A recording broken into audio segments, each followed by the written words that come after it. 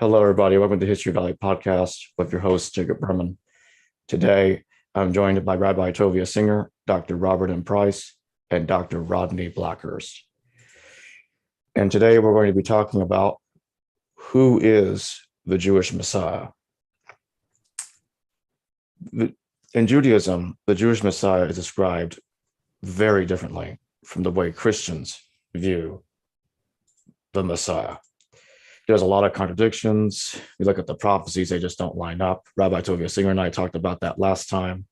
And today we're going to be getting into those details again, but the more specific details.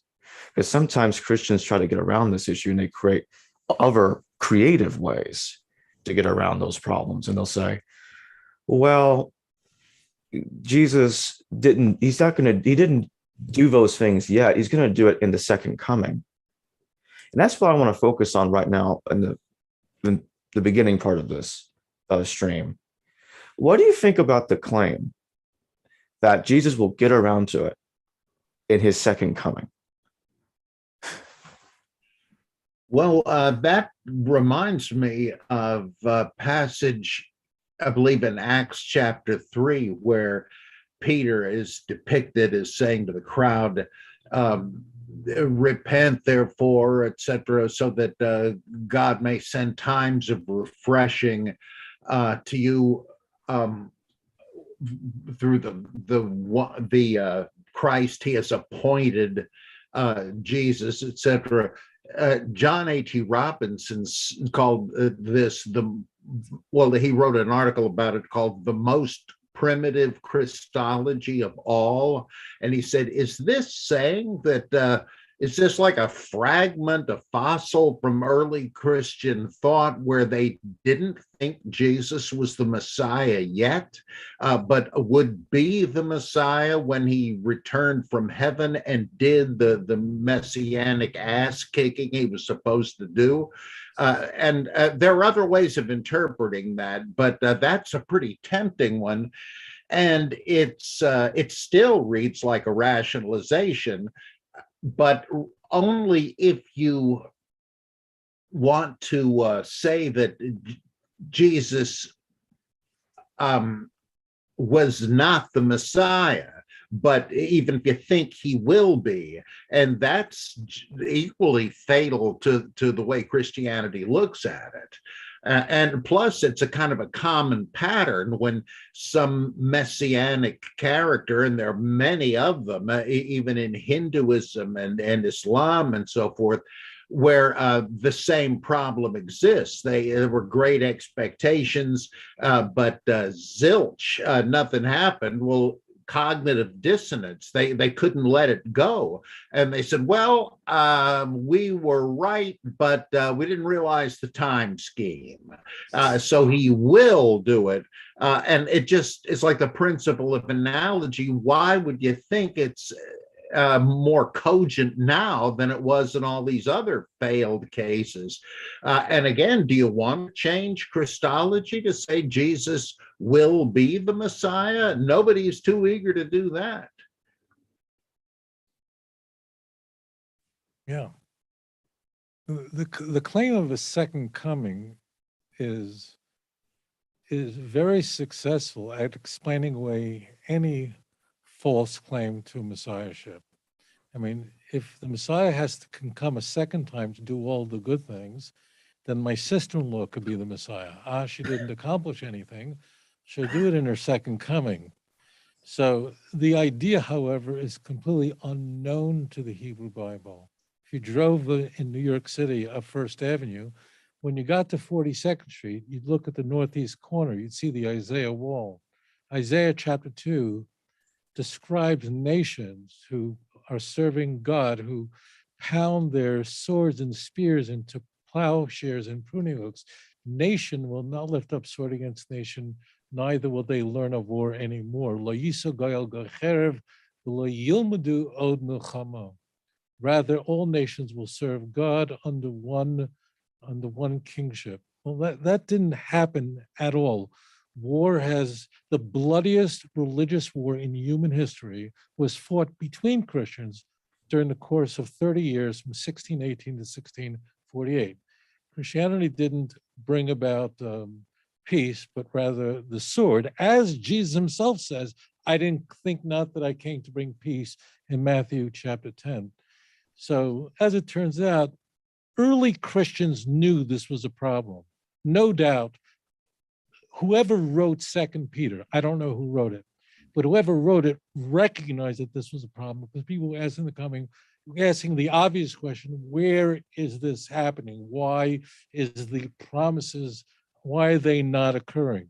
And the author of Second Peter, it's a pseudepigrapha, but whoever wrote it condemns those scoffers who will say, where is the promise of his coming? That's loaded in there because people are asking the question. That's like an apologetic. Like, how do you explain that nothing happened? Although the Gospels themselves, we are told, Jesus says to his generation, there are many of you who will not taste of death before the promises of the power of God will come. This generation will not pass away. See Mark 9, see Mark 13. So there's no idea of a second coming in the Jewish Bible. This is an excuse for a failed religion where you have a false Messiah. I'm not sure that Jesus actually claimed to be Messiah historically. In fact, I'm convinced that's not historical. But you have to say a second coming, but the idea is completely unknown to the writers of the Hebrew Scriptures.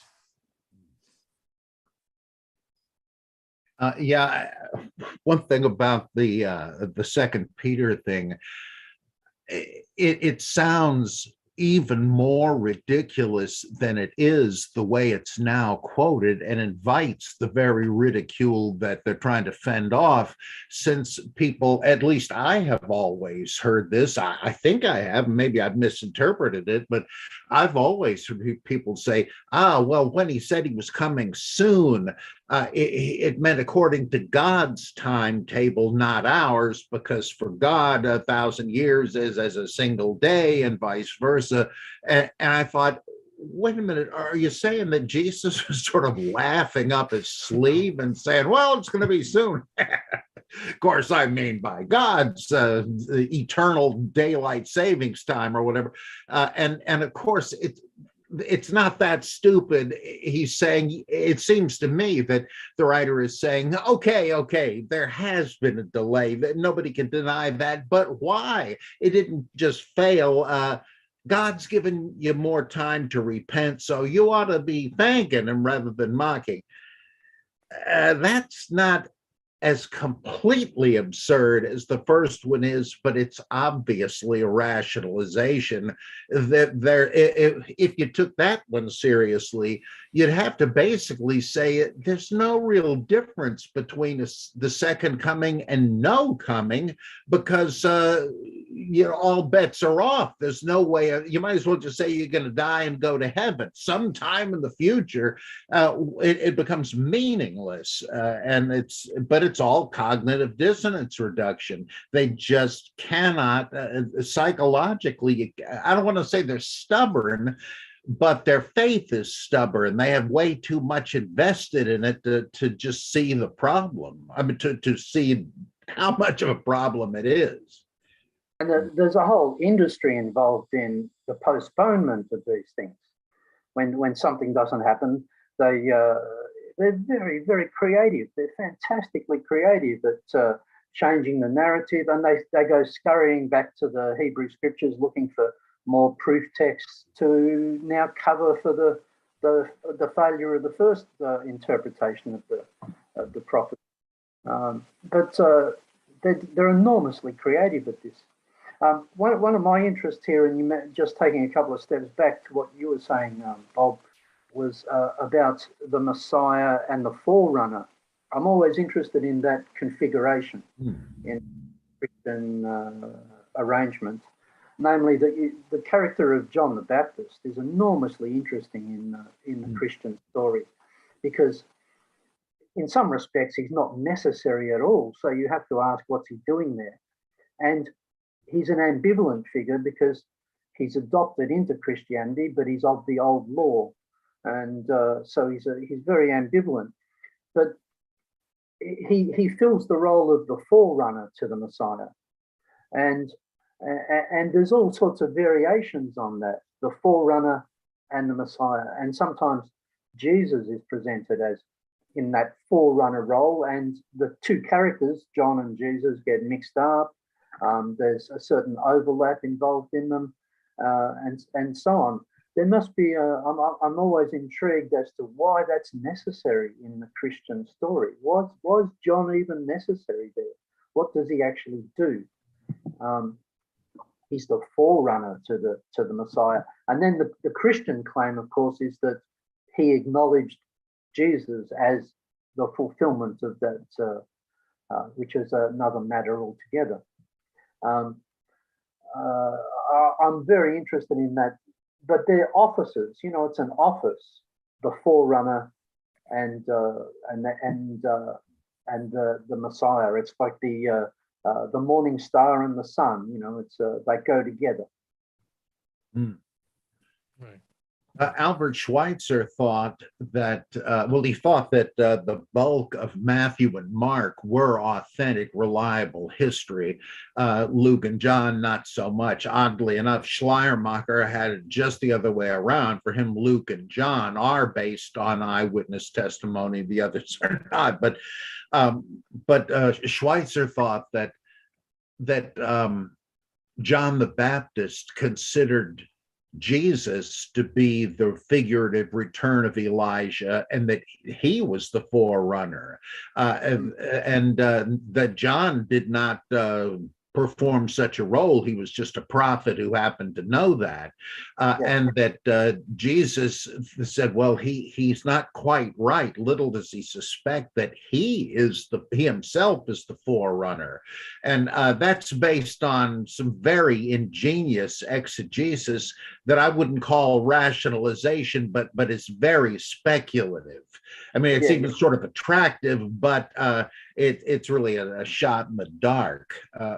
I think that John gets embroiled in this because it was a sort of a sheep stealing tactic that in John and Luke, it really appears that they're writing against John the Baptist sectarians who thought he was the Messiah. And they're trying to say, and one faction of Christians said, he was a bum. He was a false prophet. You see that in the Clementine surviving. And Jesus was the real guy. But they returned the favor and said Jesus is the false Messiah, not John. So what survived into the Gospels was a co-optation rather than a refutation. They said, look, why don't you come aboard? We have a place for your guy. He's the forerunner for ours. So he's fine. He's okay. In fact, he's the cousin of Jesus. And I even think that James the Just is another case of that he was a competing Messiah of some sort. And they're saying, he was the brother and the Caliph of Jesus. So let's add him into the family tree. It's co-option, yeah. But in any case, this notion of Messiah here that we get in the New Testament, of which John is the forerunner, and so forth, is very different than the notion of Messiah in the Hebrew Scriptures. I mean, and Judaism in general. What you get there is a very Hellenized notion of some sort of eschatological religious leader, a salvific figure, and so forth. Whereas, in the Hebrew Scriptures, it's a very different case. There's very different notions of Messiah there. So the whole thing has to be changed anyway. It all has to be. It's sort of a translation process, isn't it? You're translating something from one religion into a totally different understanding of it in a Hellenized environment. Well, this is what happens if you promote Zechariah 9:9. Every literate Christian knows that verse. Rejoice greatly, O daughter of Zion. Behold, your king cometh humbly on a donkey, the foal of a colt. So they all know that verse, Zechariah 9:9, because it appears prominently in the Gospels. But they don't know Zechariah 9:10. I mean, therein lies the whole problem. I mean, there's not a Christian on the planet who, if I ask, what does it say in the following verse, Zechariah 9:10, there's not a Christian on earth that would know that. They'd have to look it up. Why? They know 9:9 perfectly, because they know the story of Jesus coming in on one or two animals, depending on which gospel they're reading. Well, the reason is, and because Zechariah 9:10 begins with a conjunction, and I will cut off the chariots of Ephraim. In fact, that term and, v'hechresi in Hebrew, that conjunction tells us they're connected. And some of the translators deliberately jettison it. And what will happen? The horses from Jerusalem will be removed. Horses in Tanakh are a symbol of war. Those are the animals people rode when they went to battle, because horses could fight fiercely. Donkeys, on the other hand, can carry loads or beasts of burden, but they can't run that fast. And what will happen? The battle will be cut off, and he will speak peace to the nations. That's Zechariah 9, verse 10. So you Christians reading this, I know why your problem is this is not what's read in the pulpit in your highly liturgical sermon in churches. And what will happen? And his sovereignty will be from river to sea, even to the ends of the world. Well, that really didn't happen. So what all the church has to do is highlight Zechariah 9:9, and then say Jesus came in on a donkey into Jerusalem. Well, in his triumphal entry. Well, there's no way to check that out. But if Jesus would have brought about world peace, if he would have brought about the universal knowledge of God, if all nations would have recognized him, which didn't happen, then we would know it today. So therefore, one is completely unfalsifiable, Zechariah 9:9, and by simply removing the information of Zechariah 10, because the Christians aren't reading Zechariah 9 from verse 1 through the end. They're reading this one verse out of context because it's quoted in the gospel. And you play that game, then Christians really don't have a chance. I was right. thinking, go ahead. These proof texts are necessarily cherry picked and out of context. I mean, they need to do that in order to make them work. And so really what you're doing, what they're involved in is a process of just verisimilitude. They're making it look as if it's sort of has firm foundations in Hebrew scripture and so forth, and it's good enough for most readers. As you say, as the rabbi says, the Christian readers don't then move on to the next verse and look at the context. They don't need to. It's sort of the script, the way that the proof text has been used in the new context is sufficient for most readers, and they don't go any further. They don't need to. It's part of the cherry picking and the a contextualizing.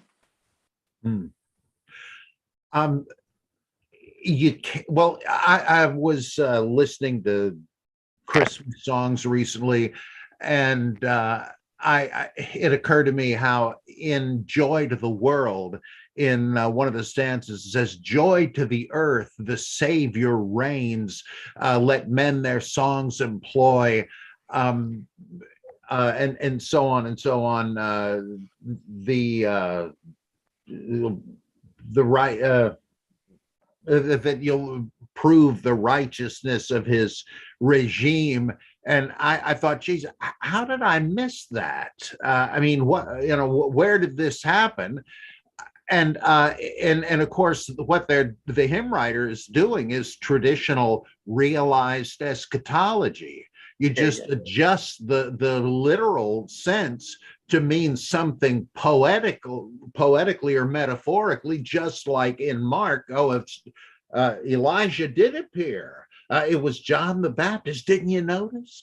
Well, it wasn't what I was expecting. That's what they do. And I think that begins with the Gospel of John, where the disciples are actually shown saying, Lord, what has happened that you'll appear to us, but not to the world? What about all that every eye shall see him stuff? And he says, well, I and my Father will make our home within you, and so on. It's and there are a couple of other places in John where they've just adjusted it to whatever the heck happened.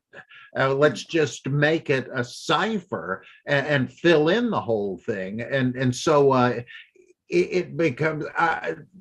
Rabbi Singer used the falsifiability thing. This you might say, the Christian application of this half of this statement in Zechariah is also non-falsifiable because it's been rendered meaningless. I mean, if that's the way you want to take it, then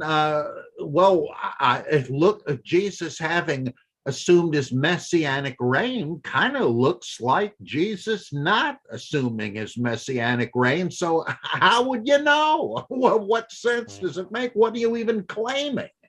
And it's not clear. It's just sentiment. There's some people that will try. Yeah. I was just going to say this real quick. There are some people that'll try to defend. They'll try to get around this by going to the Talmud or Sefer Zerubbabel. Now, Sefer Zerubbabel is very late, and just like the Talmud is very late. And they'll look at that Menahem ben Amiel, that he was viewed as the Messiah in the Sefer Zerubbabel. That bridges the gap between Jesus and the Jewish Messiah somehow. Or the Talmud, it's got Jesus, son of Pantera, all over it. And the problem is, one of the hilarious differences between the two characters is that the Jesus in the Talmud appears to have died, at least the one they're talking about, 100 years before the New Testament Jesus, like during the reign of Alexander Jannaeus, like 76 BCE. Yeah, that's right. Right. So we have to unpack what you just said really quickly. So the Jesus in the Talmud is dated to his teacher, Rabbi Yeshua ben Parachia. Mm-hmm. And Rabbi Yeshua ben Parachia was a Tana, which means he's a contributing author to the Mishnah. The Mishnah is the headline of the Talmud. The rest of the Talmud is a commentary on the Mishnah. Mm-hmm. Yeshua ben Parachia lived about the year in the 1st century BCE. So therefore, it's not the same Jesus at all. So number two is Jesus being the son sired by an adulterous relationship between Mary and a Roman soldier, however you pronounce the name, Pantera. Mm-hmm. That is not a flattering, so just the viewers understand, that's not a flattering characterization of Jesus's mission. That is conveying that, in fact, his mother was a harlot. And I don't think it's an accident that that in Talmudic literature, Jesus was not born to a noble conception between a husband and wife, and in Christian literature, especially in Matthew and Luke, Jesus wasn't born to a man at all. He was born to a virgin. That probably is not a coincidence.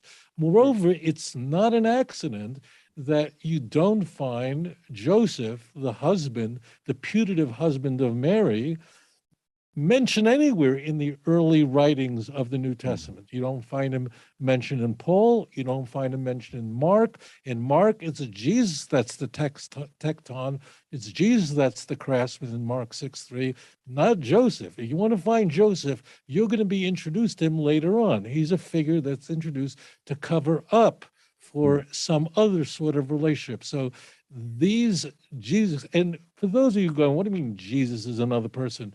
Yeshua, which is or Yeshu, that's just a truncated Yehoshua. There are other figures in Tanakh with the name Yeshua. This is not an accident, my friends. So yeah, so you're going to have the introduction of Joseph in order to cover for something, and that's why he doesn't exist in the book of Mark, and that's why Paul doesn't say a word about him. And when he visited Jerusalem for 2 weeks, apparently no one had anything to say about it.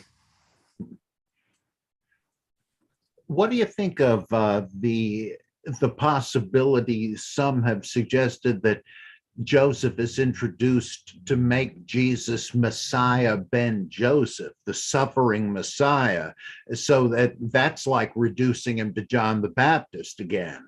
That, well, yeah, he's a Messiah, but not the one we thought, not Messiah, son of David, who will pick out the bad guys. Is that another evasion?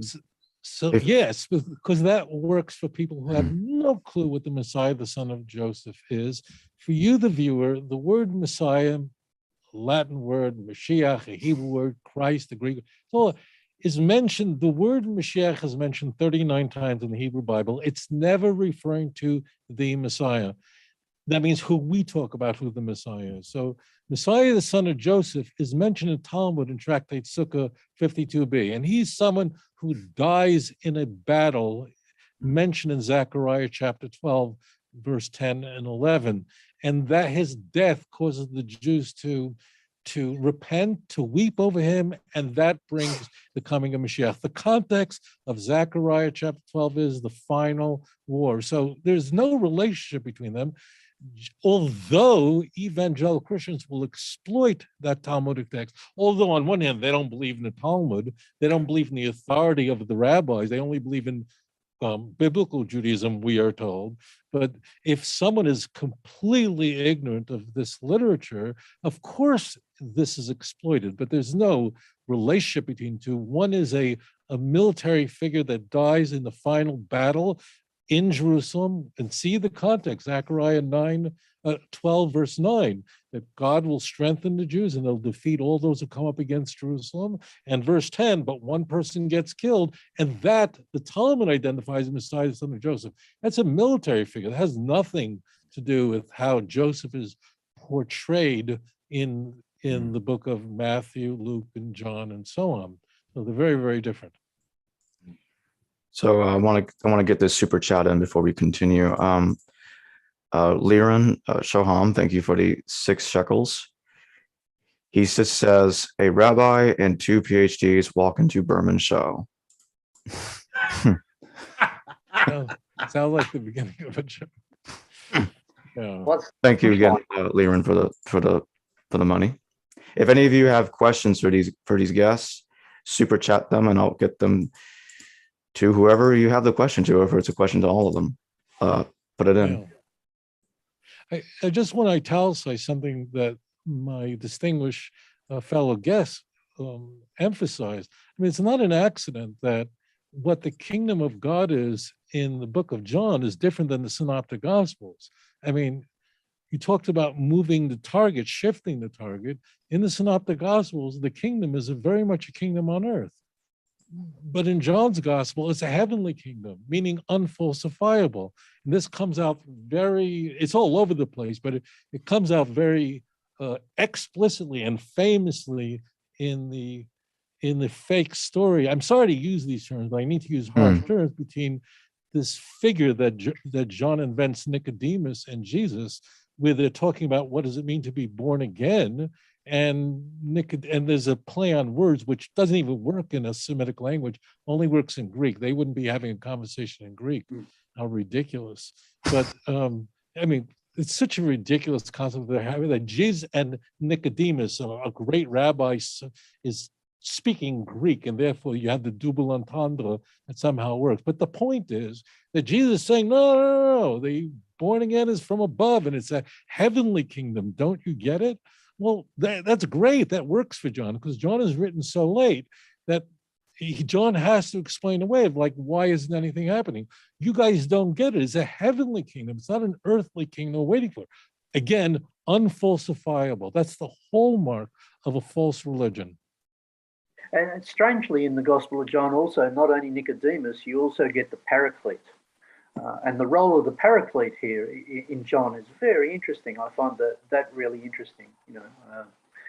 Someone who will come, it's a legal position. Parakletos. How does that fit into, the question becomes, how does that fit into Johannine eschatology and so forth? And of course, what happens there ultimately is that the church wants to say, oh, well, the coming of the Holy Spirit on the apostles at Pentecost was the coming of the Paraclete, and they try to turn the church into the advocate for the Messiah. So you get a totally different configuration in the Gospel of John. Nicodemus is another case where they've had to introduce that element, and as you say, it's addressing a very different type of notion of Messiah and a very different time frame and eschatology, the Gospel of John. Yeah.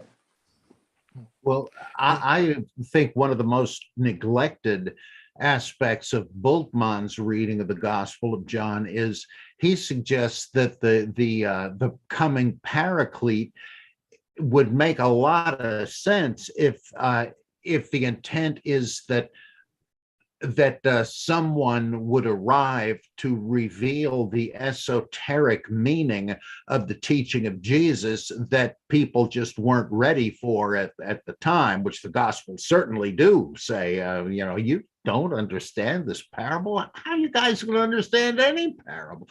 Well, in John, you're not ready yet, but don't worry. I'm leaving. Yes, right. No questioning me anymore, but I'm sending this guy. Who is that? Well, throughout Christian and sectarian history, there was no shortage of candidates. Oh, well, that's Paul. That's Montanus. That's Priscilla, Aquila, Mani, eventually Muhammad, El-Kasai, etc. And so they understood it to mean some new spokesman. And though I believe, I don't recall Bultmann adducing this, but in Ismaili Shiite Islam, there are, I think, more than one group, including the Druze who split off, who had this down to a science. They said there are always chains of revealers. The first one is the proclaimer, who gives the exoteric meaning to the masses, the sukikoi, the Gnostics would say, but he's followed by the foundation, who gives the inner meaning of it. And I think personally that has to be what he's talking about, and that furthermore, it's fairly obvious who the Paraclete is. He's the beloved disciple, or whoever is hiding behind that narrative character, the one whose we know his testimony is true. This is why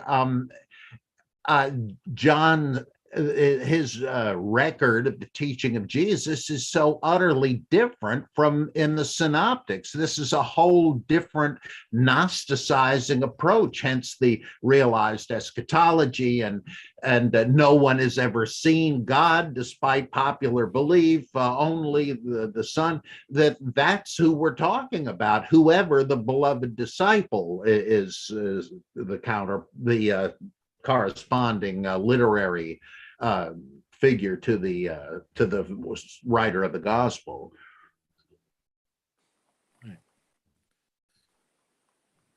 So it's not an accident, Bob, that I would think, I'm sure you'd agree with this, that John the Baptist's role in the book of John is diminished. John is no longer Elijah the prophet and denies it personally at the get-go. So his importance is diminished.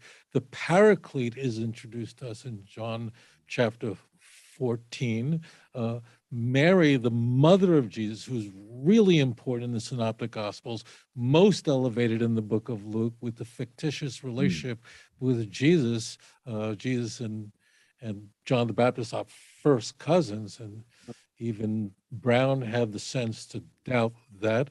So, but in John, Mary is the mother of Jesus, is never mentioned by name. Her import is diminished. And when she's mentioned at a wedding in Cana, she's spoken to rather derisively when she says there's water, but there's no wine at the wedding. And if Jesus was a good Assemblies of God minister, he would have said, good, there's no wine. But he didn't. He turned the water into wine. And he said to her, woman, what do I have to do with you? So a lot of the importance of figures in the synoptics are diminished very deliberately in the book of John, and other vague figures, the paraclete, the helper, those are elevated in the book of John because of its lateness. All this has to be addressed. Yeah, yeah. Mhm. I also, if you look at, I think I've looked at the Gospel of John fairly closely in certain contexts, and I think there's a lot of toing and froing and shifting of scenes between Galilean settings and Jerusalem settings as well. The wedding at Cana is an example of it. I think that in the original version of it, that scene was set in Jerusalem and has tabernacles sort of associations and other Jewish associations. It's been stripped of those associations and moved to Galilee. I think a lot of that is happening in the Gospel of John. The Gospel of John is very, very carefully crafted counter to Jewish narratives. I mean, I find it very deeply anti-Jewish, the Gospel of John. Yeah, I always thought that John was really anti-Jewish, but I still think that Matthew is the most grotesque and anti-Semitic of all of them. Yeah, yeah. I think it's parodic. I think that just Matthew's portrayal, first of all, Matthew introducing Pontius Pilate's wife, so the couple is there, both demanding Jesus' release, that he's innocent, she has a dream. And then the Jews in verse 25 of chapter 27. I mean, gosh, if Matthew 27 had never been written, imagine how many more Jews would be alive today. Imagine how many Jews were murdered because of that filthy passage in verse 25, where the Jews proclaim, we take his blood upon us and our children, holding me, Tovia Singer, culpable for the killing of Jesus. I remember as a young kid growing up in Brooklyn, being told by Hispanic kids, by Irish Catholic kids, that I killed Christ. I was told that in Brooklyn, and I told them I wasn't even in the neighborhood at the time, and I thought they were insane. I thought, like, why are you calling me a Christ killer? Like, it didn't even make sense. I really thought until I was, I don't know, 18, I thought all Christians were absolutely insane, but they're not insane. This is a straightforward reading of the text. If you read the Gospels, the Passion narrative is outrageous. Matthew's Passion narrative, in my view, is it's a competition because John explicitly says in a lucid conversation with Pontius Pilate that, in fact, you're not even responsible for what's going on. It's those who gave me over to you. They're the ones who were responsible. So it's there's a real competition between the two of them, of which is more anti-Jewish. The characterization of the Jews as the seed of the devil. They're both pretty grotesque. Perhaps Matthew's more grotesque in this context because it's very consciously presented as being Jewish. Matthew's, presented as a Levitical character. It's presented as the Jewish text among the synoptics. Whereas when we're reading John, it begins with the Logos and so forth, and you think, oh, we're in a Greek environment here. The Matthew, on the other hand, has those passages to which you refer, and yet it's being presented as this is the Jewish testimony. Yeah, but although the stories in Matthew, and I'm sure you'll agree, all characterize the Jews as demonic, the infancy narrative of Herod, the king of the Jews, trying to kill the kid, and they have to go off to Egypt, and while there are Gentiles, Magi from Persia, who want to just serve him and worship him. I mean, what effect? I want to say this. I don't blame Christians for hating me. If I read the Christian Bible and that's all I read, I'd hate me too. So that means Luther was completely rational in his screeds against the Jews. He read the New Testament, took it seriously. He didn't have a John Nelson Darby. He didn't have, he didn't have a John Hagee to tell him otherwise. And if you just read the Christian Bible, I don't blame Bishop Melito for his Passover screed about the Jews killing God. I don't blame Augustine for what he wrote about the Jews in the city of God. A plain reading, this is what I think is important to the viewers to understand, a plain, simple reading of the Gospels. The Gospels are very well written. They're very easy to read. This is not complicated. You will draw only one conclusion. That is, the Jews are of the devil. Their father is Satan. That will make complete sense to you, even in benign chapters like John chapter 9, where Jesus heals a man who's blind from birth. Now, you think, well, that's really nice. He healed a guy who was fellow blind from birth.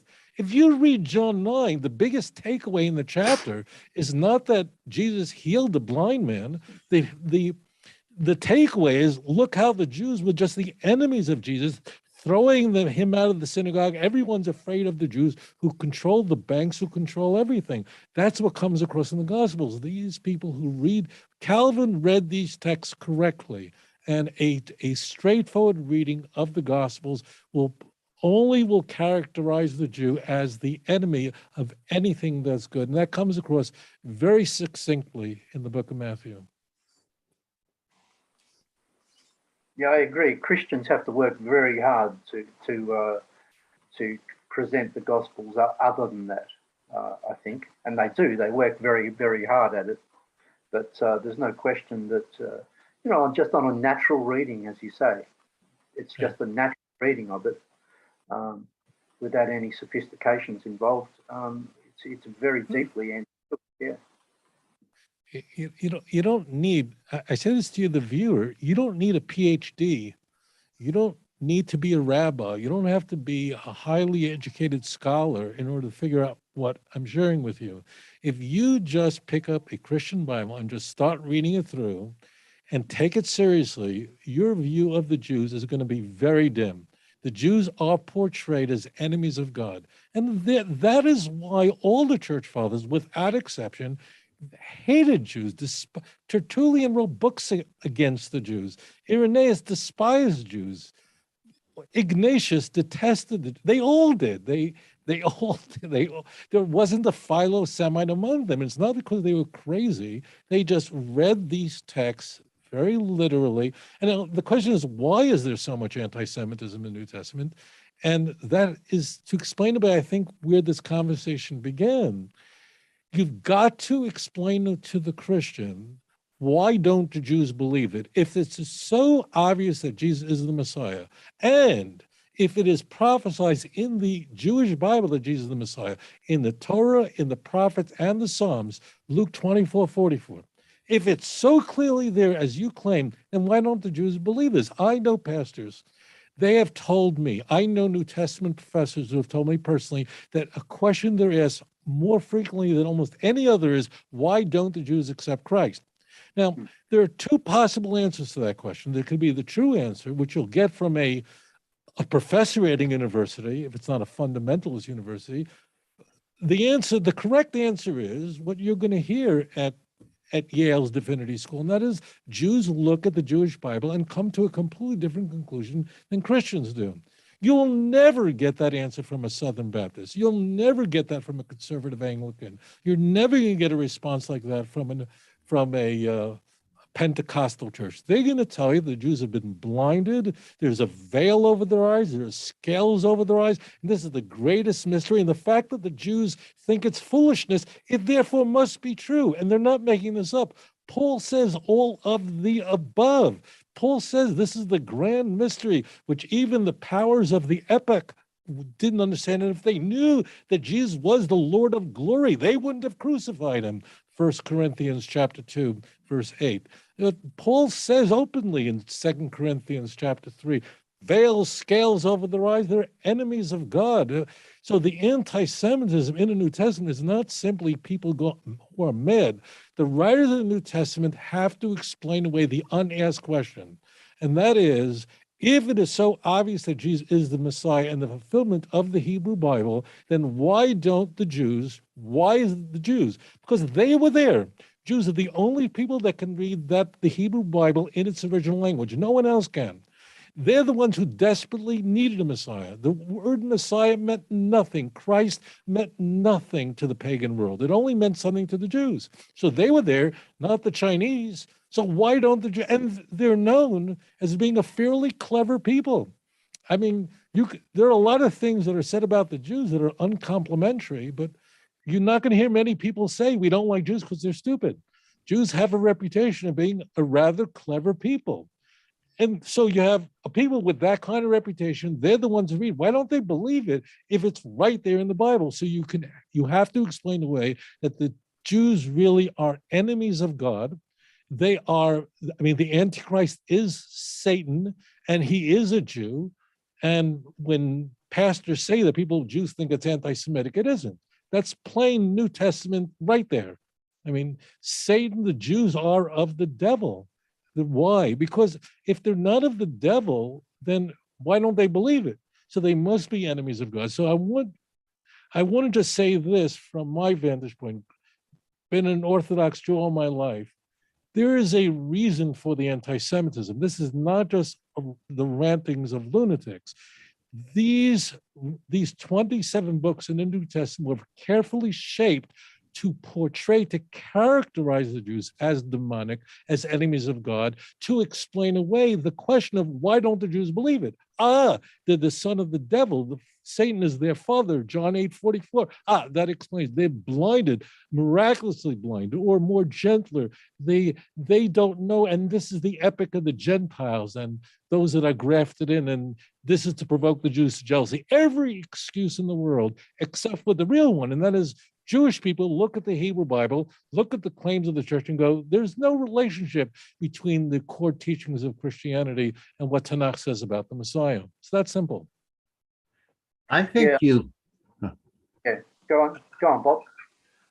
it occurs to me that though I agree it's not anybody is crazy, but I do think of one psychological element that it sounds like fundamentalist, Orthodox, Christian, whatever their idea. Well, I remember reading, I think, and it was Hal Lindsey's late great Planet Earth.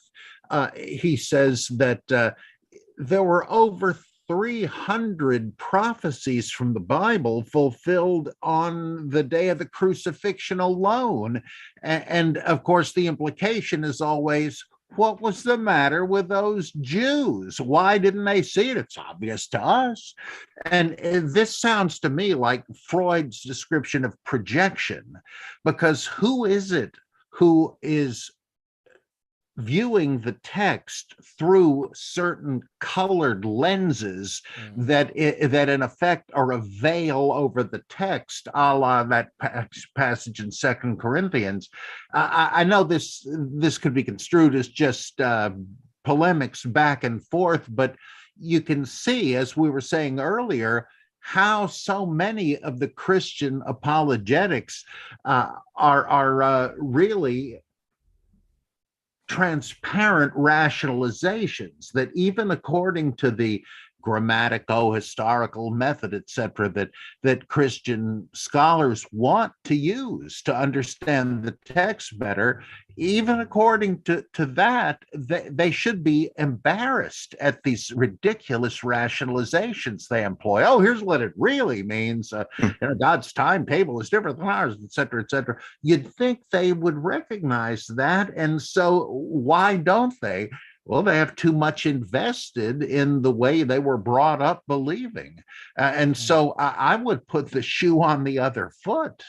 There is a self-blindness going on, but it's not Jews, it's Christians.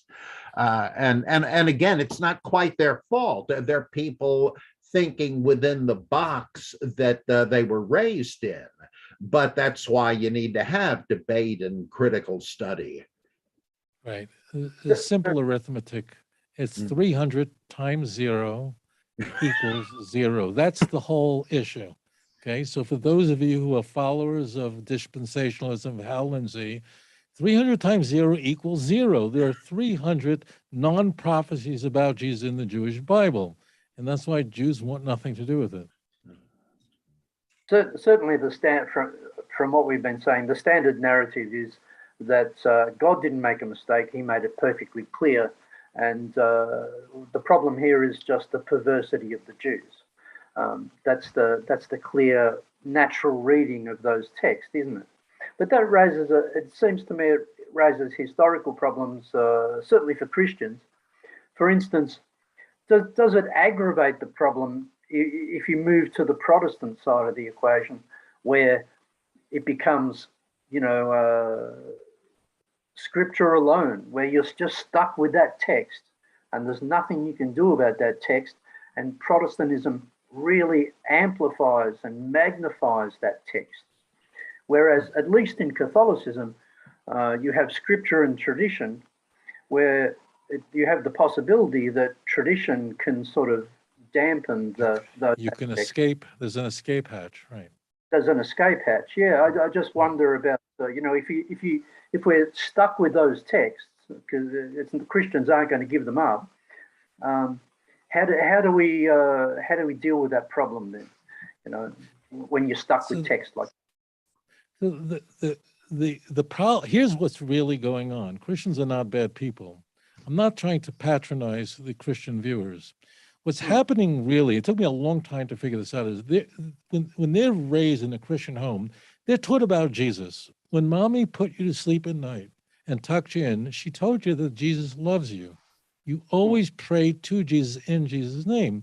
Now, you learned also as a child about the Noah and the flood, the creation. You learned about stories about Abraham and the angels and so on.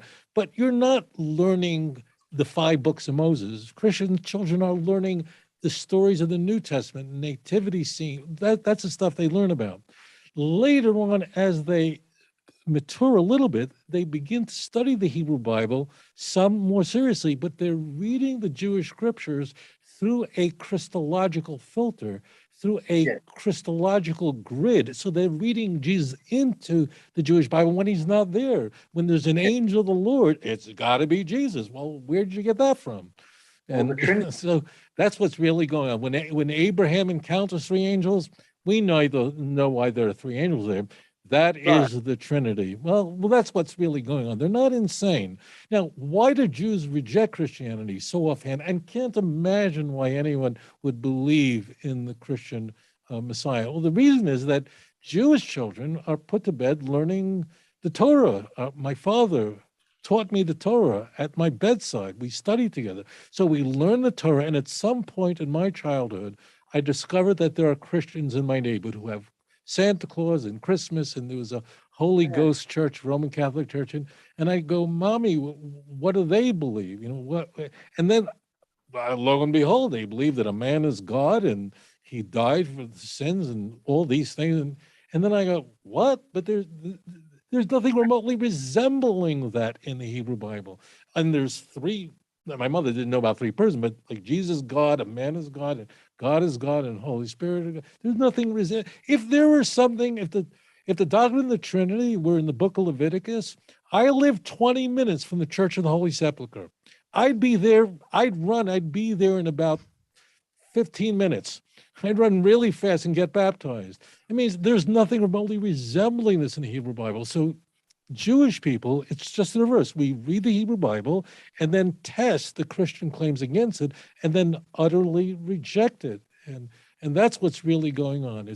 Christians are just reading Jesus into a text and they're not familiar with the Hebrew Bible. It surprises me to this day how little Christians are familiar with the Hebrew Bible and how little they know about their own Bible, frankly. They try to put the Trinity they try to place it into Genesis 18 and Genesis 18, 1-2. When Abraham looks up and he sees the Lord, it says, behold, 3 men are looking over him. And they'll say, oh, you see, the Lord is 3 men. That's there it is. Right. Yeah. But we're told in Genesis 19, verse 1, that 2 of those are angels. It says it explicitly. And when I say that to Christians, they go, what? And they have to grab the King James and open it up and look it up. And it says that. I mean, just go to the next chapter. So there's no Trinity there. I mean, that's covered in the text. We have a super chat from Liran. Thanks again, Liran. 15 shekels. He says, he asks, do any of you think that Paul and the gospel writers, anti-Semitism is them trying to chastise and guilt their fellow Jews into doing what they want? No, they were trying to explain to pagans why Jews don't believe in Jesus, and that's because they're demonic and they're enemies of God and want to kill the Christ when he's just a child and wipe out every child born in Bethlehem. And Jesus, little Jesus and Joseph and Mary have to run to Egypt to escape the evil Jews. I mean, no, it's all a polemic. The New Testament is well written, but it's all a polemic against Jews and Judaism. Jews are all over the place. Just look up the word Jew. Let's just search it. It's all over the place. It's all to explain away why don't the Jews accept this if it's so obvious.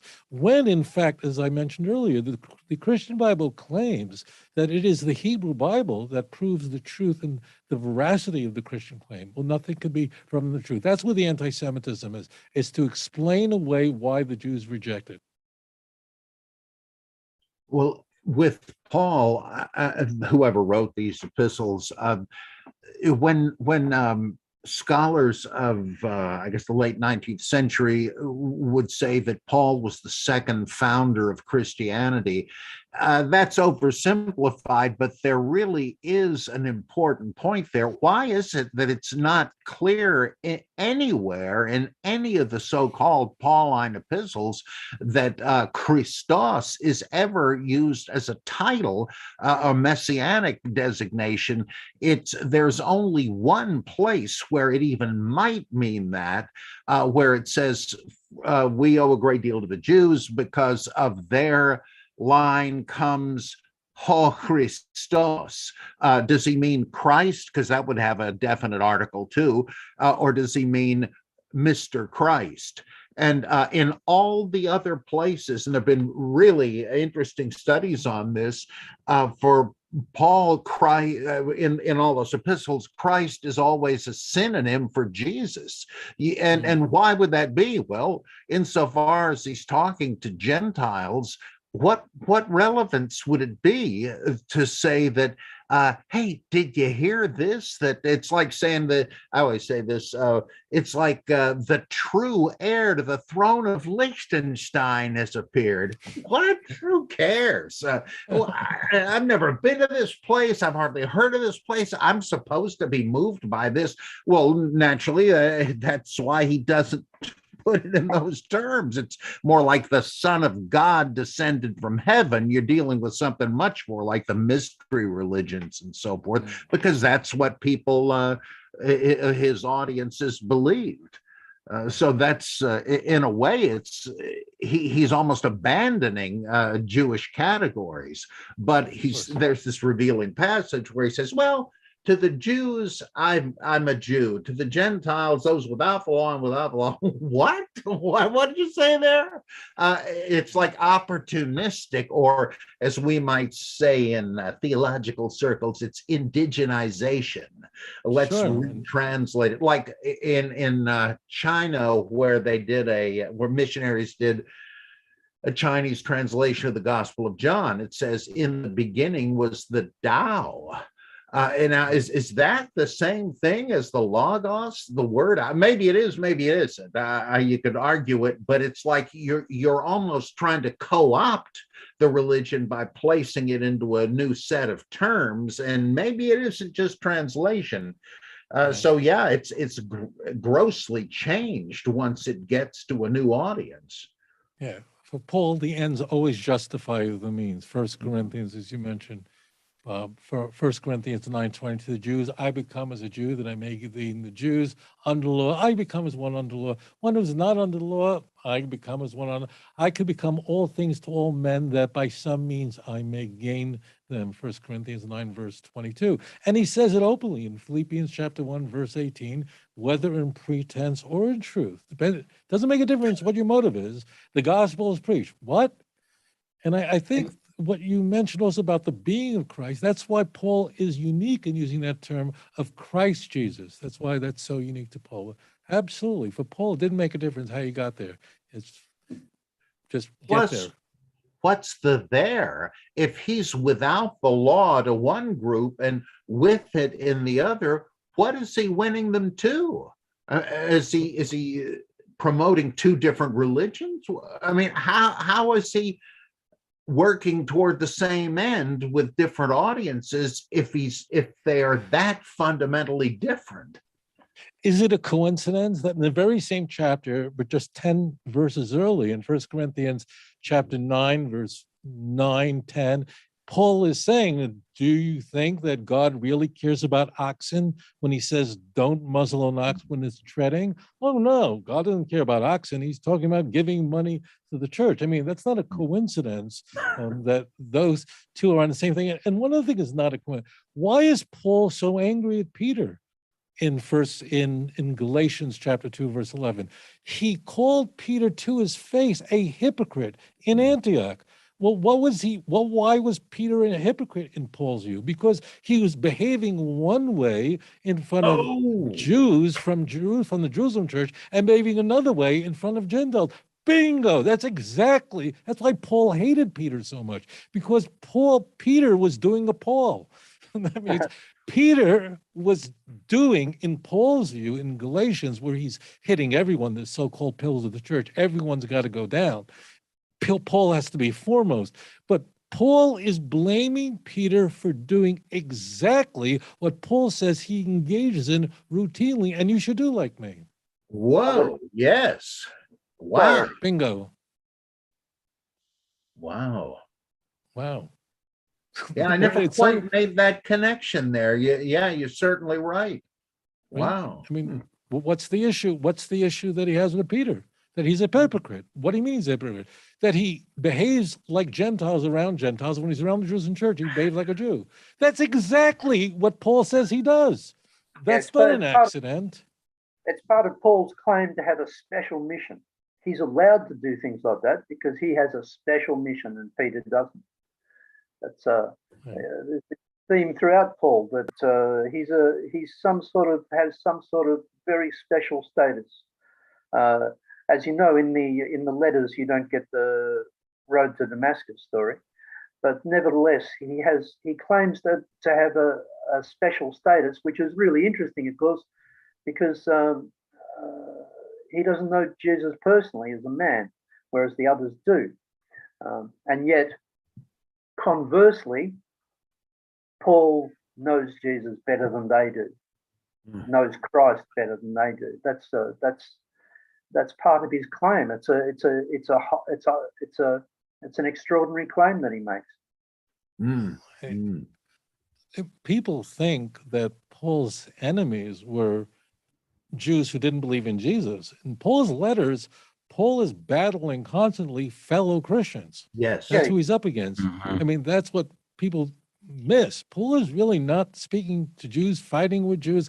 I mean, Jewish Jews. Paul is fighting with fellow Christians who have a very different Christology, and in Paul's view, it's a false gospel. And what I have is directly from Jesus Christ. I did not get this from Jerusalem. I didn't get this from the so-called apostles. And he mocks them. He mocks them in 2 Corinthians. He mocks them in Galatians, because he needs to say to the people, to the churches in Galatia, in Asia Minor, that you foolish Galatians, who bewitched you?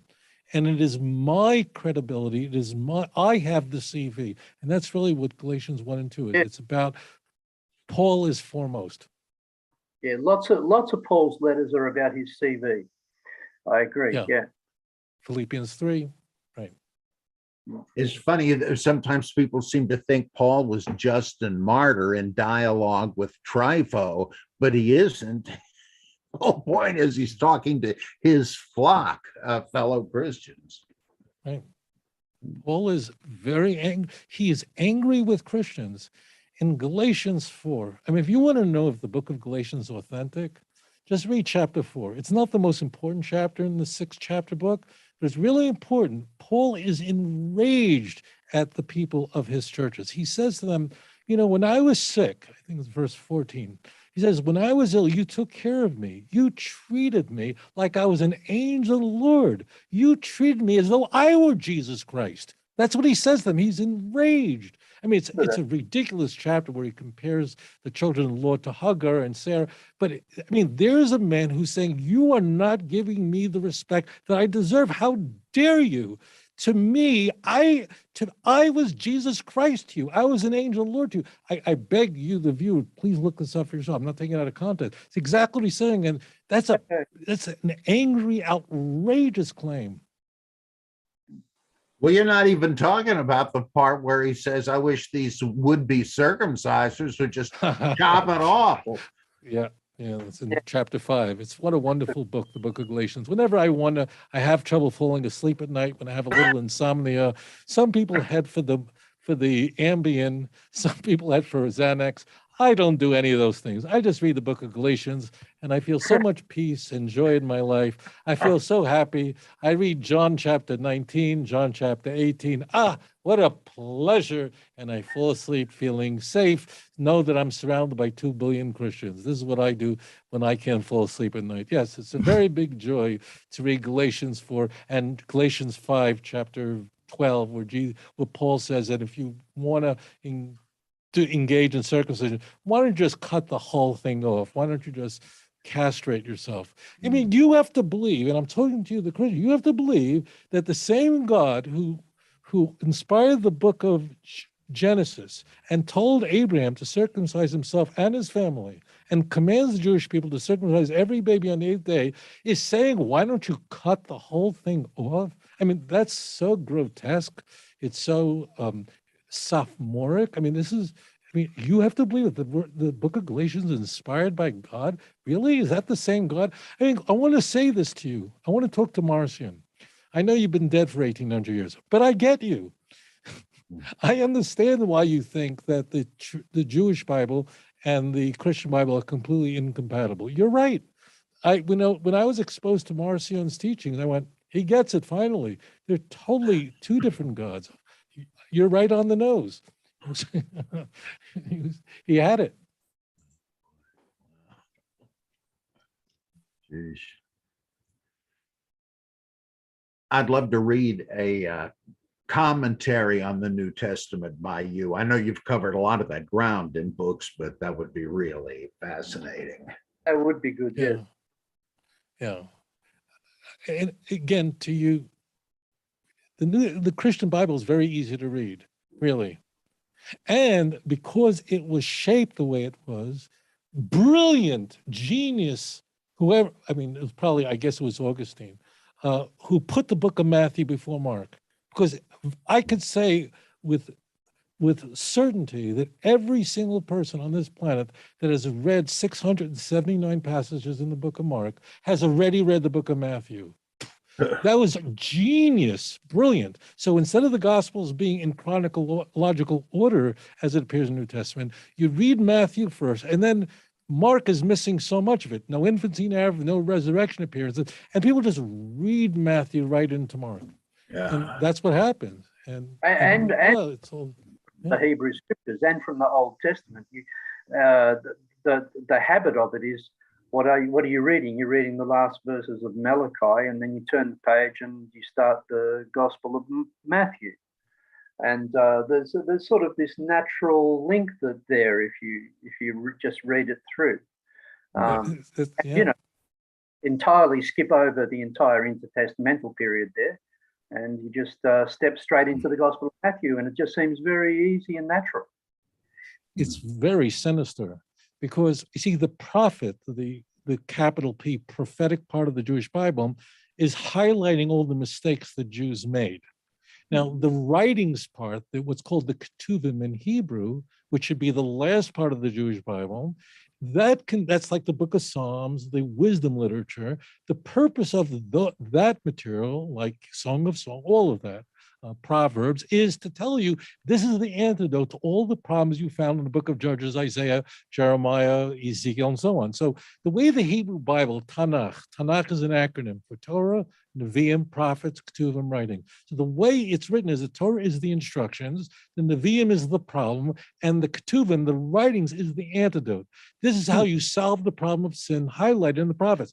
The church didn't want that, so they switched around and they shoved the Ketuvim, the writings, the book of Psalms, in the prophets before Malachi, before Zechariah. Why? This was completely sinister, because when you get through the prophets in a Christian Bible in that order, and you're looking to the solution of sin, you don't go to the book of Psalms, you rather go to the book of Matthew. The solution to sin is Calvary. The solution to sin is Golgotha. That's why it's done that way, and we know that this is sinister, because from Luke 24:44, we see that the author of the third gospel, whoever it was, understood the proper order. He says the Torah, the Torah, the law, the prophets, and the Psalms, which means the Ketuvim, which means the writings. So that's the proper order. So whenever Luke was written, okay, it's debatable. Whenever it was written, they knew the proper order. The church changed the order of the Jewish scriptures so that when you're done reading the prophets, you don't find your solution, your salvation in the book of Psalms and the book of Proverbs. You find it in the book of Matthew. You're done. Yeah, I knew a Christian lady who had very, what would I say, deep reservations about Judaism. She didn't like Jews very much at all for the traditional reasons, you know, the message of the New Testament and so forth. That was largely her view. But she was also very Marcionite about it. And she wondered why it was necessary to even include the Hebrew scriptures. Why do we even attach this story to the Jews? You know, the short answer is, of course, that, well, we conceive of Jesus as being Jewish. And so that the Messiah came through those people and so forth. But finally, her view of it was really that the only reason why the Hebrew scriptures are there are to provide the grand narrative. All they do is provide the grand narrative. When you pick up a Bible, especially a Catholic Bible, you know, on the front cover is the Alpha, and on the back cover is the Omega. And what they've done is they've just arranged the whole thing to be this grand narrative from creation to the apocalypse. And they pasted the whole thing together. And really, the Old Testament, other than the proof text and so forth, really is just there to provide context, to provide a grand narrative, to situate it within a grand narrative. And really, she found that she very rarely read the Old Testament, very rarely had to. Everything she needed was in the New Testament. And you don't need to go to the Old Testament at all, just maybe to just check up some of the proof texts, but that's all. Right. And I think a lot of Christians read it like that. Certainly in my experience, there are New Testament Christians and there are Old Testament Christians. There are some Christian groups that are much more engaged with the Hebrew scriptures than others, but then not in a Jewish way, of course. It's Hebrews 8:13. Whatever is old is waxed away and vanishes. I mean, this is not like, you know, you have 3-4 people here on air, you know, making this stuff up. It says that explicitly. You know, I just a thought about this, that people view Marcion as a heretic of Christianity who ultimately was thrown out of court and lost. And I think that Marcion won, although his view of what the New Testament should contain, the 11 books he assigned, that didn't win. But Marcion really won the minds of Christians. This is true for not only Marcion, but many other so-called heretics. I mean, his view that it is the God of the gospel that's different and superior to the God of the Old Testament who created this filthy, wretched world, that idea penetrated right through the church, and this fills the mind and the marrow of the bones of Christians who think about this. Marcion, congratulations. Yeah, wow. I mean, it's, you know, you think of books like the Proto-Gospel of James. You know, that may have not made it to the canon, but boy, that had a big impact on the way Christians thought about Mary. I mean, people, you know, is officially a heretic, but he really did provide a mindset to that's stuck in the Christian order, isn't it? Yeah. Yeah. The anti-Jewish view, as did the Epistle of Barnabas, another an early text, which is perhaps maybe the most anti-Jewish of all the early texts. And what I find fascinating about the Epistle of Barnabas is it says this about 5 times that I can remember. In the Epistle of Barnabas, it makes this very strange statement. They maketh a type of Jesus. So he's referring to different Christian versions of Jesus Christ. Most scholars think the Epistle of Barnabas postdates the entire New Testament, that it's familiar with the entire New Testament in its complete form. And so in light of that interpretation, the author is looking back at the New Testament saying, oh, each of these guys have a different version of Jesus. This guy makes his version of Jesus, and this guy makes his version of Jesus. And I just thought that was just fascinating. Yeah. Rod, what did you say? No, nothing. Nothing. But I want to add, yeah. Yeah. But they all had it right. That means you're going right through from the letters of Paul through the Gospels, the theme and the Epistle of Barnabas. I'll throw them all in. They all had that singular view, and that is the Jews had it wrong. It's just in the Gospel of Barnabas, the Jews really had it wrong about things like the prohibition of even eating pork, and they didn't understand what that even meant. Well, that wasn't. But it's the same theme. And I say this to the viewers, it's the same theme. I mean, the book of John is so different than the Synoptic Gospels in so many ways, but the theme is the same. The Jews are just wrong about everything. And it's only the Samaritan woman who gets it, that Jesus is the Christ, is the Messiah. It's so interesting that John actually used the word Messiah literally and transliterates it in Greek, both with the conversation with the Samaritan woman and right after the prologue. Very strange. But they all have that. We can get caught up in the differences, but the theme is the Jews are blind, they're wrong about everything. And that's why it's silly for you Christians to say, well, the Jews thought that Jesus said that because of his miracles that he does, where he said, I and the Father are one, that I'm divine and created the heavens and earth, and that he forgiving the sin of the paralytic in Mark 2 in verse 5, that the Jews are wrong about everything. That's the key. So the Epistle of Barnabas is just amped up John, amped up Matthew, Mark, and Luke. There's not a different view here.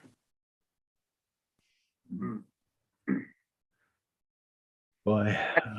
And again, it seems to me that the most virulently anti-Jewish ones are the ones supposedly written by the Jewish party in early Christianity, Barnabas and Matthew and the others. They're the ones that are most viciously anti-Semitic, it seems to me. Well, in the Christian view, all these books are written by Jews. It's just that Matthew is Matthew is just quoting the Jewish Bible in his 11 fulfillment citations in a way that none of the other gospel authors do. Paul does. But so therefore, there's not a slam dunk case that whoever wrote the book of Matthew was Jewish. But he certainly was trying to convince Jews they should accept Jesus, and that's why he begins with he begins immediately that Jesus is the son of David, the son of Abraham, doesn't trace it all the way back to Adam and so on. And he's using fulfillment citations in a way that the other 3 gospels are not. But to say that Matthew he's clearly a highly literate Christian, but he was actually Jewish, that could be an open question.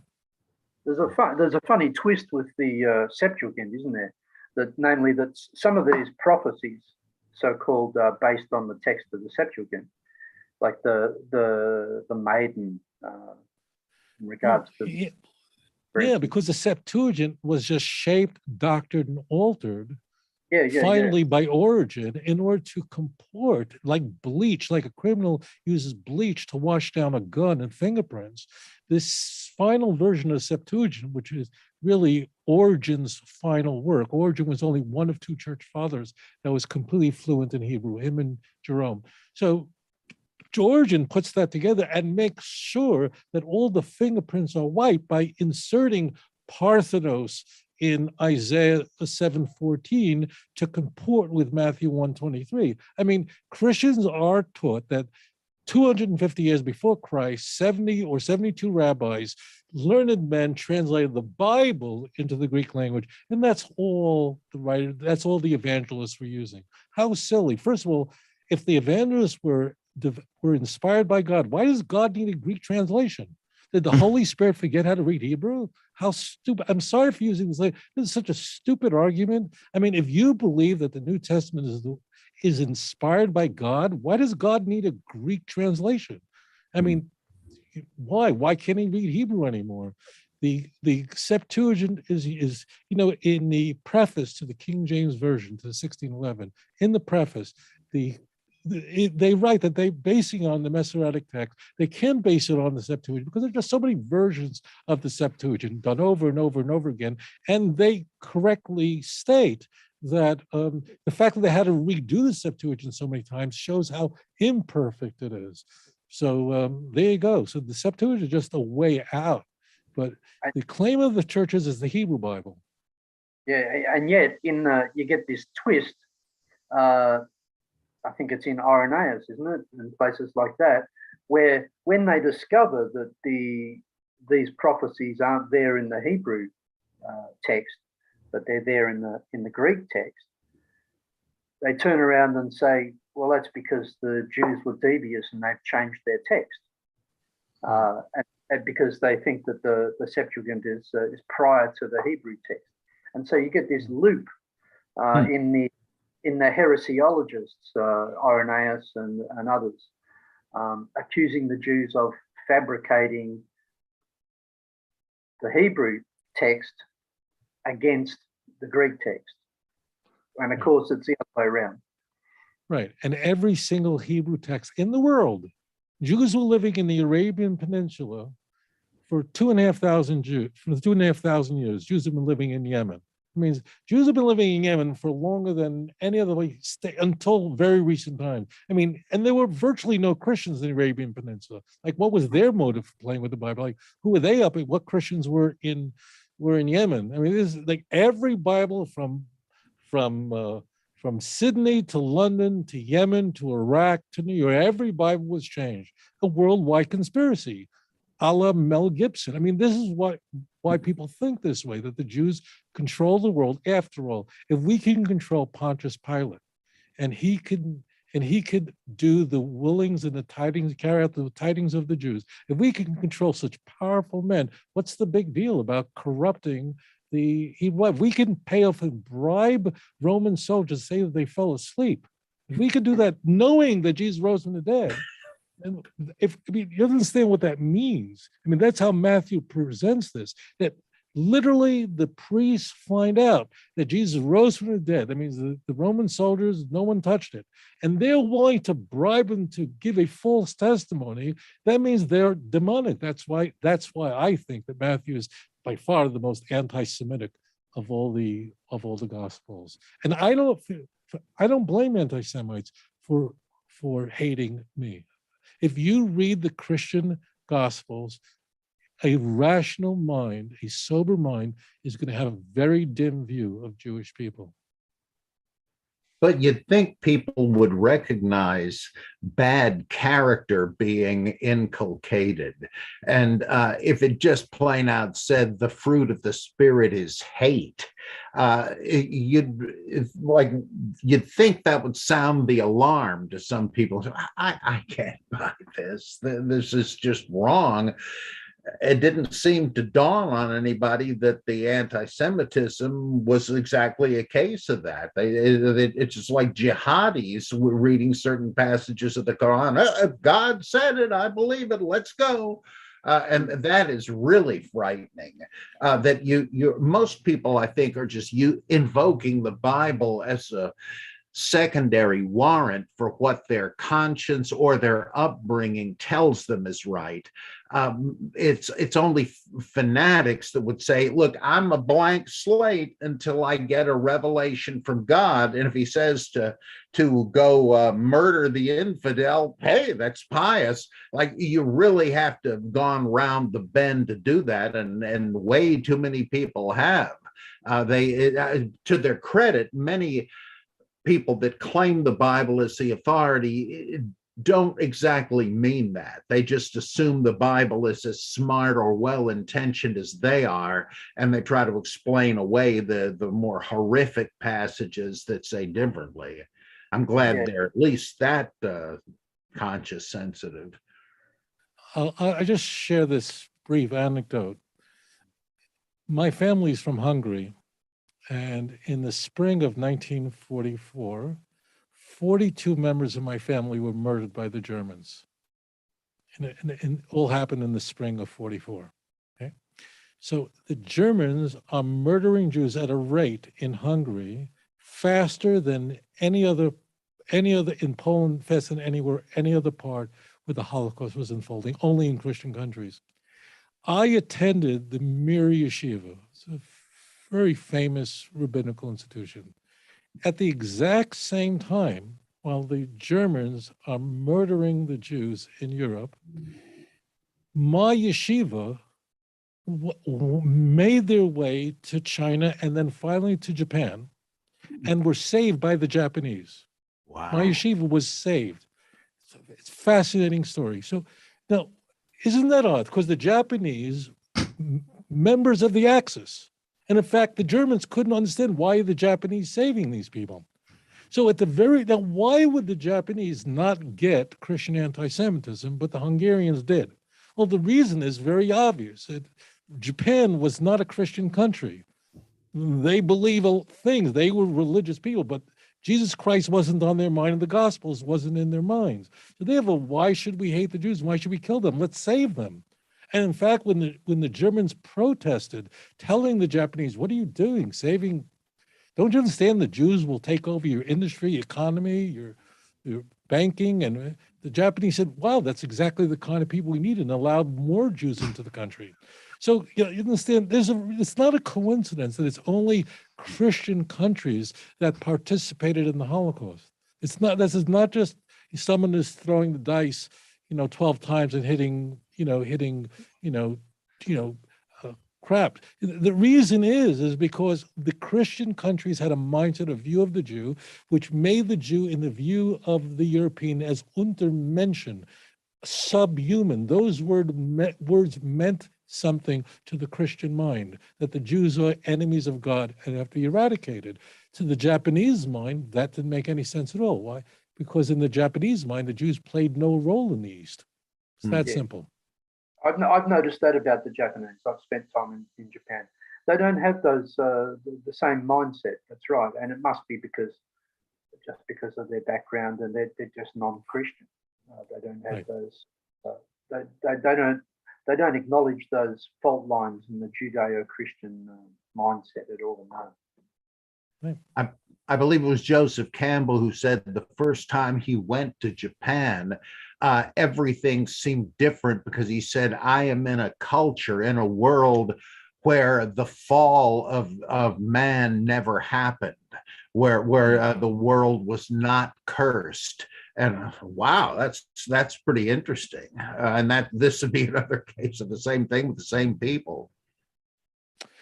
When the Japanese, I served as rabbi in Indonesia, when the Japanese occupied the Philippines, interestingly, many Filipinos were interred by the Japanese because they, like Japanese were interred in the United States because they were afraid of insurrection. But the Jews in the Philippines who had escaped there were primarily German and Austrian Jews. That means they had passports, German and Austrian passports, and they fled there during the 30s. That was a safe place to be.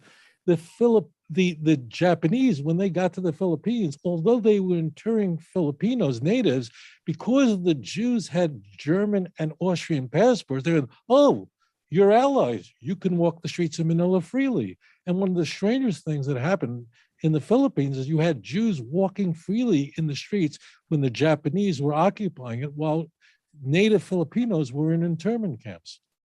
How could that happen? That's right. Wow. Wow is right. Wow is right. Never heard that. Wow. Well, yeah, the Philippines saved about 9,000 Jews, survived because, I mean, it wasn't an easy thing to make it from Germany, Austria to the Philippines in the 1930s. But if you did, you were safe. Wow. Amazing. Yeah. Some glimmers of light in a dark period. Absolutely. Yeah.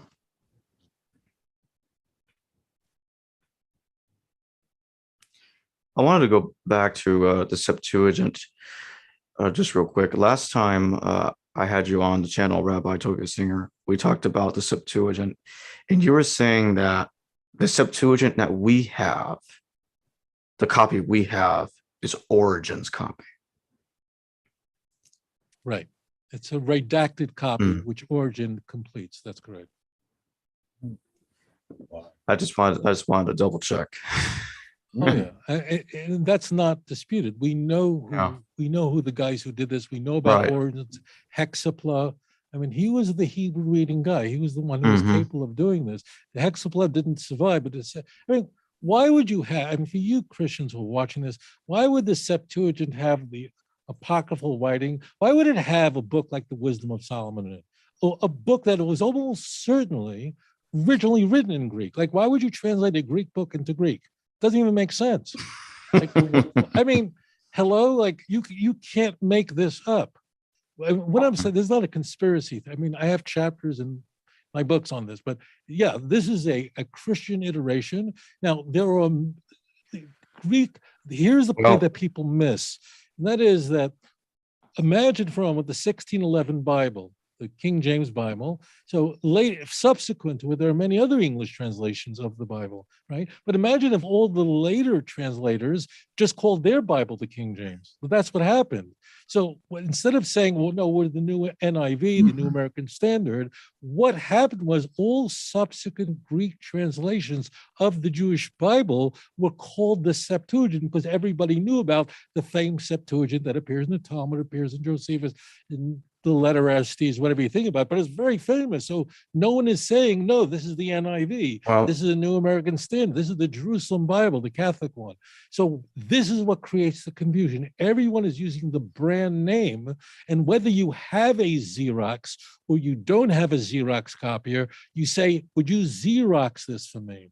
Whether you're using Kleenex tissues or not, the word has become so genericized. This is what happened. And this is a problem for trademarks, but it really is a problem for theology, is that everyone continued to use the famous term Septuagint, thus ascribing it the authority that it desperately needed, for the same reason that whoever wrote 1st and 2nd Timothy claimed to be Paul, because if it was written by Harry, I wasn't questioning. Yeah, I completely agree that what you're saying about Origen.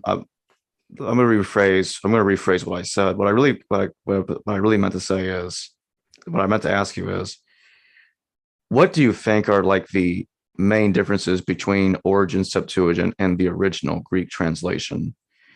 Do you think a lot of corruption happened between the original Greek translation that was done by the 70 or 72 guys that translated the Torah into Greek in the reign of Ptolemy II Philadelphus, in comparison to Origen? So we actually know the answer to that question. I'm not trying to sell books, but I have a chapter on this exact topic. So we actually have a source for this, and we have a single source for this, and that's in the Talmud. It's the only place which enumerates 14 examples of how the Septuagint was translated. And the original Septuagint, the one done in roughly 256, let's say 250 BCE. So we're given, for those who want to look this up, it's a tractate in Megillah, 9a and b. were given 14 examples of how they adjusted the translation of their Greek for reasons that they didn't want to make the Gentiles angry, whatever it is. They made 14 adjustments, and they're there. What I did, and I'm sure someone must have done this before me because it seemed too simple. So what I did was I said, okay, let's take the Septuagint you get delivered from Amazon and just look up our Septuagint and find out, this is only the 5 books of Moses, right? How many of those adjustments, like when it says in Genesis 1:26, let us make man, they changed to, I make man. They tell us we're doing this. So I wanted to know how much of that survived, those adjustments, from our single ancient source. There is no other source for it, but except for Tractate Megillah. And as it turns out, only 2 of the 14 adjustments that we find in the Talmud survives in today's Septuagint. That's 1 out of 7. It's not a lot. So the Septuagint, the Greek, has been changed over and over again. Now, when it comes to the changing, the origin changing, so there we know what to look for. We know when Luke changes Isaiah 61 to say that to bring good news and to heal the blind. So of course the Septuagint is going to put that in there to comport with Luke chapter 4, where Jesus is reading from the prophets in a synagogue in Nazareth. Isaiah 7:14 you spoke about. So of course, we'd expect the fingerprints are exactly we would expect them to be. Well, why didn't the ancients still distinguish the Septuagint from 2 or 3 other Greek translations by Theodotion and Aquila? And I don't really know anything about that stuff, but I always inferred there were I read that these others were made because the Septuagint had become so popular among Christians. But that's the extent of it. I know nothing else about it. Doesn't that imply that they did distinguish the Septuagint from other Greek Bibles? Yes, so Aquila did not create a Greek translation because of Christians. Christians were the last thing on his mind. Aquila essentially produced a New American Standard. What I mean by that is translators always have to consider how much of the literal text you sacrifice in order to make it more readable. So what was happening was these Greek translations were being made more and more readable, easy to read, like the NIV. Aquila was angry at that whole system and thought, no, this is wrong. We have to keep this Greek translation as loyal, as closely word for word as to the Hebrew as possible. Now, your scholars, you all know that Hebrew and Greek is far apart. It can't be done because the whole languages are just different families. There's not Spanish and French and Italian. So, but Aquila tried desperately to do this, and he produced a translation, but his translation was designed to be literal reading. And as you can imagine, it wasn't very popular because it just didn't read well. If I took a Hebrew Bible and just put the translation of each word right beneath it, you wouldn't be able to read it. It just doesn't work. So there are different reasons why they attempted it, but Origen had the theological backing. Aquila just wanted to produce something in the 2nd century that was highly literal, kind of a word for word. It didn't work. Like Wiest or there are a couple of these, Young's literal translation of the New Testament. You really got your work cut out for you reading that thing. That's Greek to English. That's Greek and English are much more similar than Hebrew is to English. Right. I mean, Hebrew to English is just 2 worlds apart. And by the way, just to illustrate this to you, if you go on your browser and look at any Hebrew English Bible, just where you have the Hebrew and English translation online, it's there. Notice the size, the font size of the English words as compared to the Hebrew. The Hebrew is really big and the English really tiny. Like how many words it takes in English to translate a Hebrew passage, and you realize you've got to add in so many words. The most popular verb in the English language, the verb of being, doesn't exist in the Hebrew language. The indefinite article, it's just completely different going from a Semitic language to the English language, and therefore, forget about it. There's no chance on that. That's why people like the NIV. It's readable. Yeah. That's why I don't like it. I prefer the New American Standard or the RSV. That's one reason I won't have any truck with the new RSV, because they're intentionally changing the text toward inclusivity and all that, when it matters that the original was not inclusive. Let's not cover up the things. I've got one that's called the Unvarnished Gospels. Oh yeah, me too. Yeah, I like that one because it's got things like our Father who is in the sky. Right. So it strips it of theologically loaded language. It's good.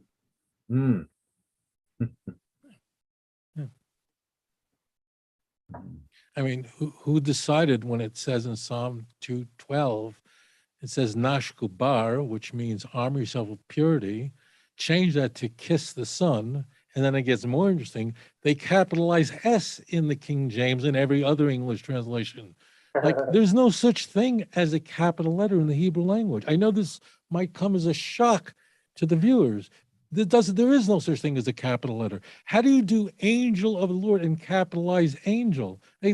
Who did that? That's a completely human iteration. There's no capital letter in Hebrew. So you're reading a completely Christianized Bible. Messiah or anointed one in Daniel 9 is capitalized in the Christian Bible. There's no capital letters in it. So all this whole scam is all done right to the present. Wow. Yeah. Well, people probably think that I'm some rabbi in Jerusalem, which I am, who just hates Christianity and I'm making this up. I hope they don't. Yeah. Well, no. I hope you do. I say this, please look it up for yourself. Please look up Daniel 9, verse 25 and 26 and see if anointed is capitalized or not. Whereas in the other 37 places in the Hebrew Bible where the word Mashiach appears, it's not capitalized. And I ask you, the question, how the hell did these translators have the temerity, the audacity to capitalize anointed? Why? Son. How do you translate bar, which means purity, in Hebrew? It only means son in Aramaic, and then mistranslate and then capitalize. These people need to be put in prison. I know I sound like I'm throwing a tantrum. I am. It's very offensive to me as an Orthodox Jew, but this is real. This is not a conspiracy theory. I feel that way about loads of stuff in biblical studies. It's infuriating. Yeah. It's a very frustrating field, isn't it? Yeah. Boy. Yeah. We got a super chat. Jack Bull, €5. Thank you for the €5, Jack. He says, I have Syriac, which is not a million miles away from Hebrew, as far as I'm aware, and I don't share the same difficulty in translation to ENG or GR. English or Greek is what he was saying. Yeah. The Syriac's in the same range. That's all right. But Greek and Hebrew are very different languages indeed. Totally different families.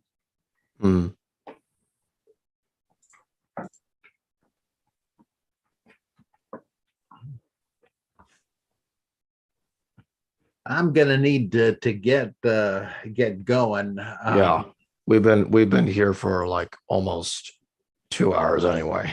Oh well, that flew by. Thoroughly enjoyable. Yeah, and I thought so enlightening. too.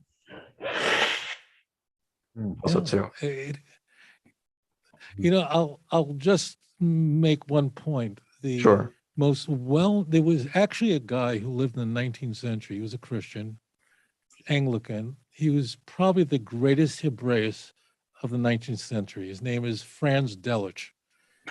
We all know who Kyle and Delitzsch, is still in print. All right. So Mhm. this guy really knows Hebrew, and I assure you, he really knows Hebrew.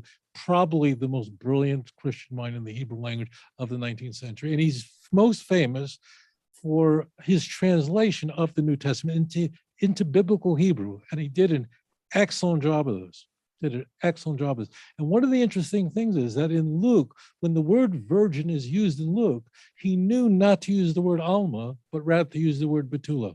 He knew. Ah, Isn't that crazy? So here wow. you have Franz Delitzsch. Really, the man was a genius. I Mm. mean, his Hebrew in New Testament is exquisite. I mean, you read it, it just flows perfectly. Hmm. But he was smart enough to know that when Mary is referred to as a virgin in the book of Luke, he doesn't use the word alma. He uses correctly the word betula. He knew very well. Mhm. He knew very well. And he was no fan of me. He was no fan of the Jews. And he knew enough that if you want to say virgin, you convey that by saying the word betula. You don't use the word alma. And that's a hostile source.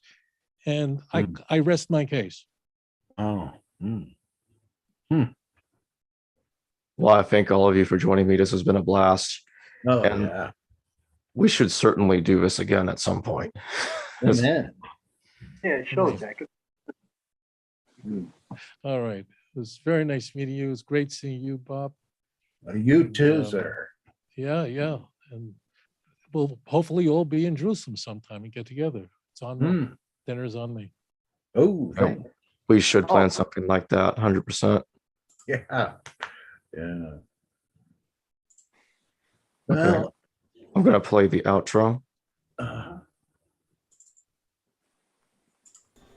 Hello viewers, thanks for watching this video from the History Valley YouTube channel. Please don't forget to subscribe and hit the notification bell. And if any of you wish to further support this channel, please consider checking out this channel's Patreon page and becoming a patron, and or donate through PayPal or through Super Chat during a live stream. Thank you.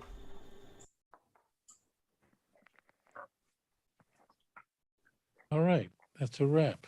okay. See everybody soon, I hope. Rod, Uh-huh. Bob, great seeing you. Jacob, wonderful seeing you. That was a lot of fun. Mm-hmm. Yeah, same here. Mm. Thank you. Yeah, well, see Okay. you